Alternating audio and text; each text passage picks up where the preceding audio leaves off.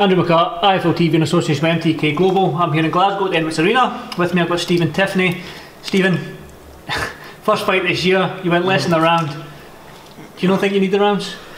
People always say, I've just said it before, you're not going to get paid any extra, any overtime, so it was good to finish it like that, so aye. Good to, well, I was going to say it's good to get the stoppage, but this is a guy I've seen in loads of shows. I don't quite know his name, but he doesn't get stopped. So what's been different since your first loss last year to the 8 months you've had to this fight? What's been the difference? I wouldn't I work hard in the gym all the time. I wouldn't say I've worked on more sort of like power and stuff. I think it's always been there.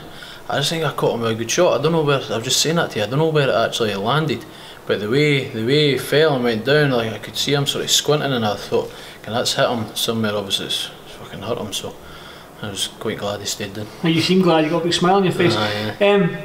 Again, first fight this year, you've had a wee frustrated beginning of the year. So again, there's still 4 months left to the 2018. You got any dates lined up? Any more dates lined up? Well, I think they've got a date sorted in November again. For I think it's here as well. So we're going to be kept busy. And I've said that with Danny. They're happy to push me, and I'm happy to be pushed as well. It was just all about getting back going again, just getting the feel for fight night again. And although it didn't last very long, it was still good to get out. Aye, just good to get out. Aye. You said that you're happy to be pushed. Again, my last interview with you 2 weeks ago at Lock End Boxing Gym, you mentioned that you're 30. You're coming up 30. I don't know if you're 30. Just about 30. You're just about 30. And you were saying that yourself that you want to start getting on a bit and push on for these titles and whatnot.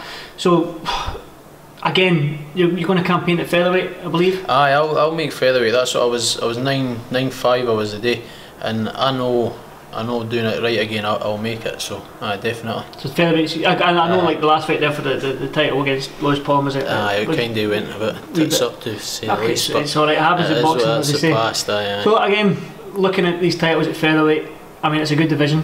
Very good division. Exciting. So you know what I'm going to ask. That's I know you. You know me always too, like a wee call out, but I'm ready to fight anybody. There's no such a call. I like to know your plans for the future. Is that what you're saying? But obviously Ryan Walsh still holds the British title, and he's fighting Isaac Lowe again, and I'd happily fight either of them. Reece Bellotti lost his title not long ago to Ryan. Is it an Irish guy? I'm not too sure. Honestly, I feel like a dick now, but he did. he lost it, and it's your division. You should be keeping an eye on it. I know that, but I'm ready to fight any of the guys. I've slipped away a wee bit, feel like the top 10 and stuff, but because you're coming off a good win at October last year. I sort of keep going back to that, but I'm kind of looking forward, and it's sort of like forget all that, forget what happened last year. I know I'm ready for these guys that are fighting for the titles now, and MTK is going to get me that. Like, that's what, speaking with Danny and that the day, like, I know that they're going to push me in that, and I'm more than ready, and I'll be looking forward to it happening. Well, I know you were, when Reece Bellotti was a Commonwealth champion, that was the fight you were chasing. I know you're coming off, lost last year, he's just lost his title. Do you think used to possibly in the near future still a good fight? I reckon it is still a good fight. Like, I wouldn't quite say I was chasing him. It was kind of just a name.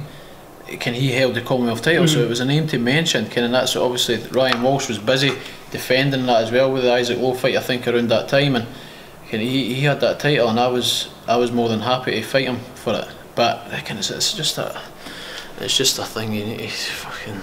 I wasn't chasing him, but I would have liked to fight. Yeah. Well, obviously. And I would like to fight. You said you like to fight against Ryan Walsh again, but you're not wanting to face guys like you faced tonight. You're wanting 8, 9, 10 rounders before you get into that.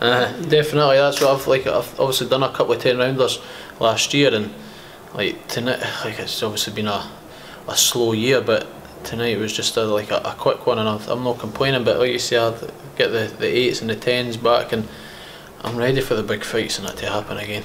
Well, talking about big fights in your division, Carl Frampton and Josh Warrington. I mean, you've sparred with Carl, so you know again how hard he hits and whatnot, and what he's like. So I just want to get your opinion on that fight.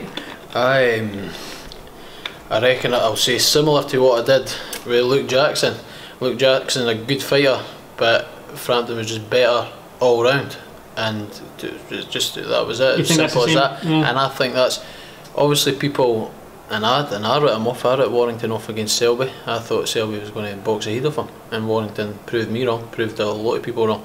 But I think Frampton's not a Lee Selby, and I think he outboxes Warrington, and he hits hard. And I've seen what he was doing with Luke Jackson. They're a tough guy, and I'd back him 100%. Seems like the body quite a lot, Carl, with Jamie Moore. That's what obviously it's working well. I said that as well in the last interview. That gym is flying now, so that's only going to do them good. They're all buzzing off each other. So, aye.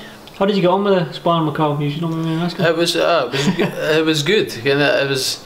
It was quite a bit out for the Quig fight. Like. Oh, so it was that long ago, was it? That's when it was. Yeah. It was a while ago. I got 400 about New Year. Did you not get sparring at Lochend before? I sparred with him in Lochend after that first spar. So I got asked to go down when it was a Quig fight, but it was still a good. I didn't even know it was still a good few weeks away for the Quig fight, and I couldn't believe how sharp in that he was. Like just seeing him training, how hard he was hitting, and can I help my own in that at times? Can I sometimes maybe put myself down a wee bit and didn't say sort of how well I done it? I did hold my own on that at times, but I said that as well. He fucking hits hard, man. I had a bitch guard on as well, and he managed to see my black eye. I don't know how. Well, Stephen, you know I enjoy my interviews with you. Are we going to tuck into these sweets you've got here? I did, but it was good of you to bring these along, actually. I didn't know they were there. See, like that, that's an athlete right there. That's what it's about, man.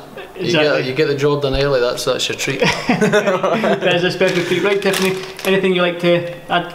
I'd like to obviously thank my sponsors that are still backing me. Woodroofing and Building Mark, who's been with me from the beginning, and he's a great guy, great help. The boys at Sweet Science, I'm always giving them a shout out. They're sorting me out with this nice gear, and the team as well. So, and a guy for the gym, Jimmy, who's helped me out as well with another one. So, without them, they make it a lot easier. And this is you know what it's like to say you've been involved a long time. It's a hard game. So, guys like that, good stuff. Make it easier. Well said, Steve. I mean, no doubt I'll catch up with you soon. Definitely. Thanks for this 5 Field TV. Cheers, Steve. Cheers, mate.